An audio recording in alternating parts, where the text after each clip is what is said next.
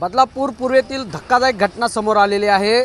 बदलापूरमध्ये जवळपास 300हून अधिक महिलांच्या गर्भाशयामध्ये श्रीबीज वाढवण्याची प्रक्रिया जी आहे ती झाल्याची माहिती समोर आलेली आहे। आतापर्यंत बदलापूर पूर्व पोलीस स्टेशनने 3 महिलांना अटक केलेली आहे।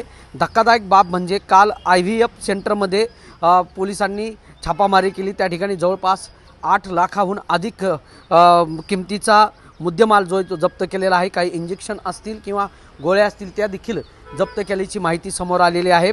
पोलिसांनी दिलेल्या माहितीनुसार आत्तापर्यंत या घटनेमध्ये वेगवेगळ्या ठिकाणी उल्हासनगर, अंबरनाथ आणि बदलापूर या ठिकाणी घरामध्ये छापेमारी झालेली आहे।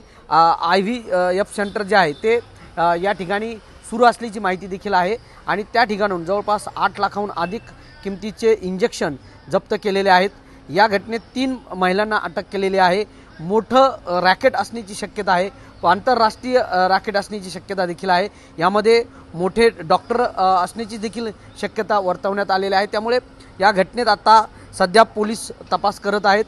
कर्नाटक, केरळ, गुजरात आणि तामिळनाडू या परिसरामध्ये देखील हे श्रीबीज जे आहे ते जी प्रक्रिया झालेली आहे त्या प्रक्रियेवरती हे बीज जे आहे ते त्या ठिकाणी त्याची तस्करी झाल्याची देखील माहिती समोर आलेली आहे। त्यामुळे या घटनेत नेमकं कोण आहे, किती मोठे डॉक्टर्स यामध्ये आहेत का, अशा बाबतचा सगळा तपास जो आहे तो बदलापूर पोलीस करत आहे।